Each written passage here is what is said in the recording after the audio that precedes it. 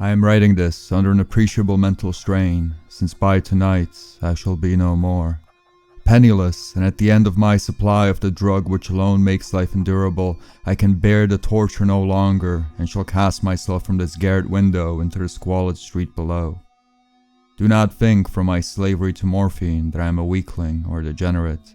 When you have read these hastily scrawled pages, you may guess, though never fully realize, why it is that I must have forgetfulness or death.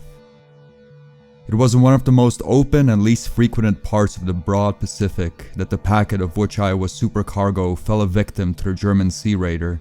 The Great War was then at its very beginning, and the ocean forces of the Hun had not completely sunk to their later degradation, so that our vessel was made a legitimate prize, whilst we, of our crew, were treated with all of the fairness and consideration due to us as naval prisoners. So liberal indeed was the discipline of our captors that 5 days after we were taken, I managed to escape alone in a small boat with water and provisions for a good length of time.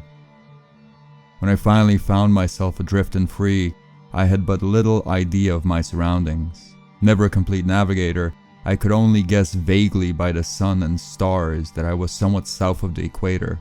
Of the longitude I knew nothing, and no island or coastline was in sight. The weather kept fair, and for uncounted days I drifted aimlessly beneath the scorching sun, waiting either for some passing ship or to be cast on the shores of some habitable land. But neither ship nor land appeared, and I began to despair in my solitude upon the heaving vastness of unbroken blue. The change happened whilst I slept. Its details I shall never know, for my slumber, though troubled and dream-infested, was continuous. When at last I awakened, it was to discover myself half sucked into a slimy expanse of hellish black mire, which extended about me in monotonous undulations as far as I could see, and in which my boat lay grounded some distance away. Though one might well imagine that my first sensation would be of wonder at so prodigious and unexpected a transformation of scenery, I was in reality more horrified than astonished. For there was in the air and in the rotting soil a sinister quality which chilled me to the very core. The region was putrid with the carcasses of decaying fish and of other less describable things which I saw protruding from the nasty mud of the unyielding plain. Perhaps I should not hope to convey in mere words the unutterable hideousness that can dwell in absolute silence and barren immensity. There was nothing within hearing and nothing in sight save a vast reach of black slime. Yet the very completeness of the stillness and the homogeneity of the landscape oppressed me with a nauseating fear. The sun was blazing down from a sky which seemed to me almost black in its cloudless cruelty, as though reflecting the inky marsh beneath my feet. As I crawled into the stranded boat, I realized that only one theory could explain my position. Through some unprecedented volcanic upheaval, a portion of the ocean floor must have been thrown to the surface, exposing regions which for innumerable millions of years had lain hidden under unfathomable watery depths. So great was the extent of the new land which had risen beneath me that I could not detect the faintest noise of the surging ocean, strain my ears as I might. Nor were there any seafowl to prey upon the dead things. For several hours I sat thinking or brooding in the boat, which lay upon its side and afforded a slight shade as the sun moved across the heavens. As the day progressed, the ground lost some of its stickiness and seemed likely to dry sufficiently for traveling purposes in a short time. That night I slept but little, and the next day I made for myself a pack containing food and water preparatory to an overland journey in search of the vanished sea and possible rescue. On the third morning, I found the soil dry enough to walk upon with ease. The odor of the fish was maddening, but I was too much concerned with greater things to mind so slight an evil, and set out boldly for an unknown goal. All day I forged steadily westward, guided by a faraway hummock which rose higher than any other elevation on the rolling desert.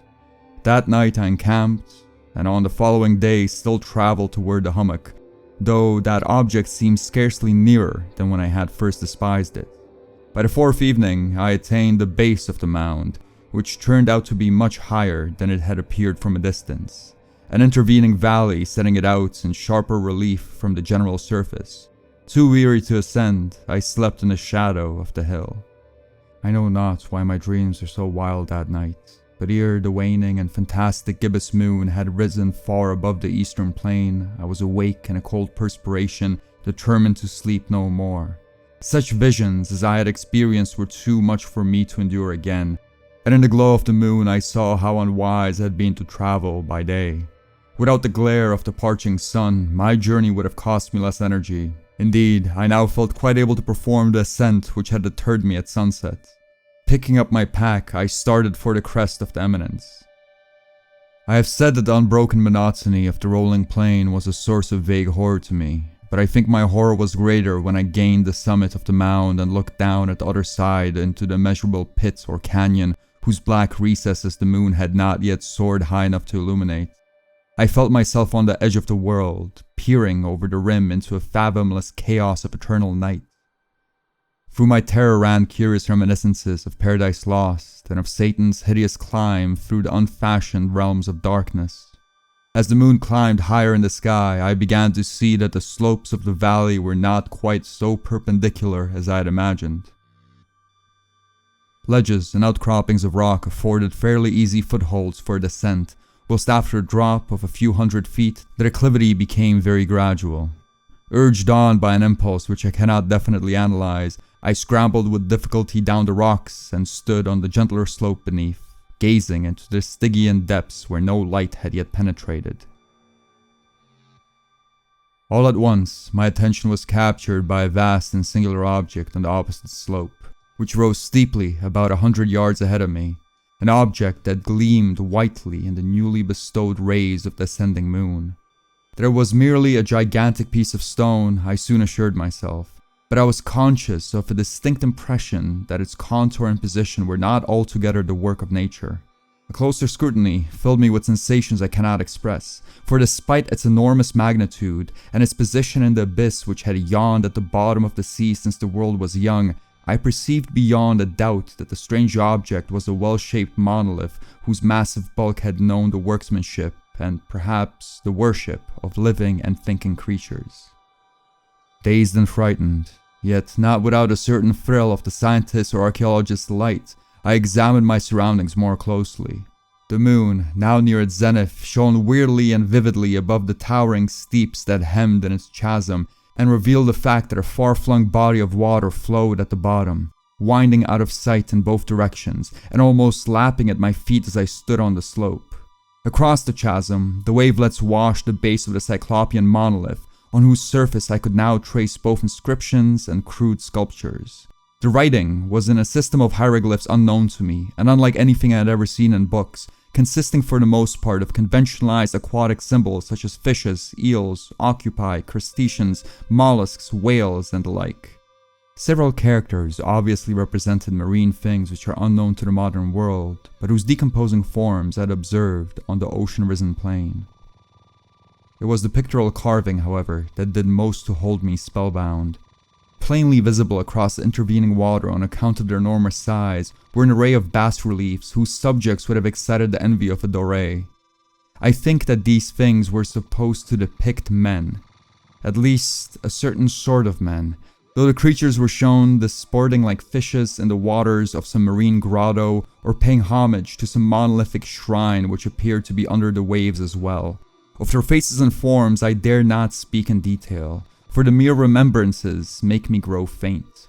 Grotesque beyond the imagination of a Poe or a Bulwer, they were damnably human in general outline, despite webbed hands and feet, shockingly wide and flabby lips, glassy bulging eyes, and other features less pleasant to recall. Curiously enough, they seemed to have been chiseled badly out of proportion with their scenic background, for one of the creatures was shown in the act of killing a whale represented as but little larger than himself. I remarked, as I say, their grotesqueness and strange size, but in a moment decided they were merely the imaginary gods of some primitive fishing or seafaring tribe, some tribe whose last descendants had perished eras before the first ancestor of the Piltdown or Neanderthal man was born. Awestruck at this unexpected glimpse into a past beyond the conception of the most daring anthropologist, I stood musing whilst the moon cast queer reflections on the silent channel before me. Then, suddenly, I saw it. With only a slight churning to mark its rise to the surface, the thing slid into view above the dark waters.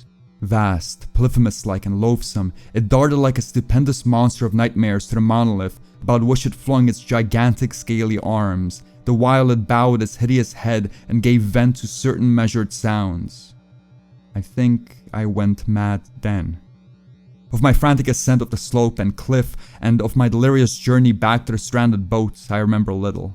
I believe I sang a great deal, and laughed oddly when I was unable to sing. I have indistinct recollections of a great storm some time after I reached the boat. At any rate, I know that I heard peals of thunder and other tones which nature utters only in her wildest of moods.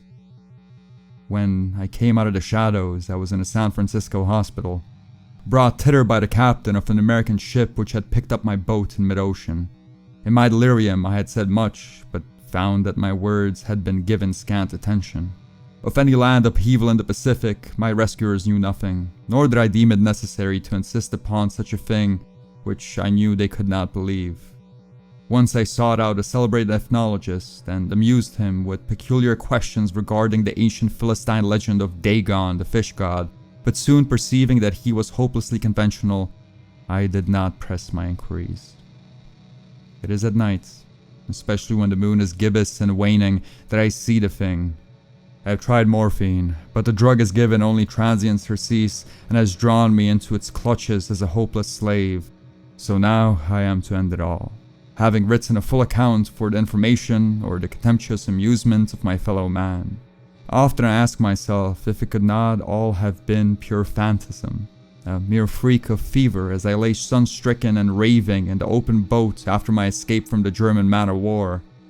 This I ask myself, but ever does there come before me a hideously vivid vision in reply.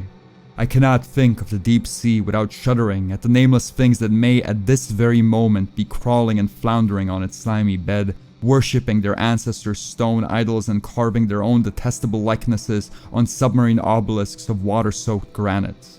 I dream of a day where they may rise above the billows to drag down in their reeking talons the remnants of puny, war-exhausted mankind. Of a day when the land shall sink and the dark ocean floor shall ascend amidst universal pandemonium. The end is near. I hear a noise at the door, as of some immense slippery body lumbering against it. It shall not find me. God, that hand, the window. The window.